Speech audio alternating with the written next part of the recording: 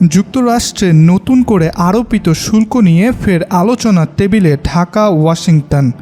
29 ও 30 জুলাই ওয়াশিংটনে যুক্তরাষ্ট্রের প্রধান বাণিজ্য আলোচনাকারী সংস্থা ইউএস ট্রেড রিপ্রেজেন্টেটিভ USTR এর সঙ্গে বৈঠকে বসবে বাংলাদেশের উচ্চ পর্যায়ের প্রতিনিধি দল। এর আগে বাংলাদেশ 22 জুলাই USTR এর কাছে নিজেদের অবস্থানপত্র পাঠায় এবং 26 জুলাই আলোচনা শুরুর প্রস্তাব দেয়। বাণিজ্য সচিব জানান, USTR 29 জুলাই আলোচনার তারিখ নির্ধারণ করে। আলোচনায় বাংলাদেশ প্রতিনিধি দলের নেতৃত্ব দেবেন বাণিজ্য উপদেষ্টা শেখ বশির উদ্দিন। আগামী 1 আগস্ট থেকেই কার্যকর হচ্ছে নতুন শুল্ক নীতিমালা। হাতে মাত্র 3 দিন বাকি থাকলেও যুক্তরাষ্ট্রের সঙ্গে এখনও কোনো আনুষ্ঠানিক চুক্তিতে পৌঁছাতে পারেনি বাংলাদেশ।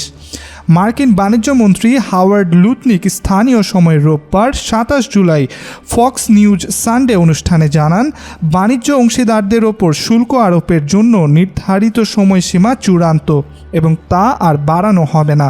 তবে শুল্ক কার্যকর হওয়ার পরও আলোচনার সুযোগ থাকবে। যুক্তরাষ্ট্র ইতোমধ্যে জাপানকে 15%, ইন্দোনেশিয়াকে 19%, ভিয়েতনামকে 20% এবং ফিলিপাইনকে 19% হারে শুল্ক সুবিধা দিয়েছে। তাই বাংলাদেশও উল্লেখযোগ্য শুল্ক ছাড় পেতে পারে বলে আশা করা যাচ্ছে। শুল্ক কমাতে বাংলাদেশ ইতোমধ্যে যুক্তরাষ্ট্রকে কিছু কৌশলগত প্রতিশ্রুতি দিয়েছে।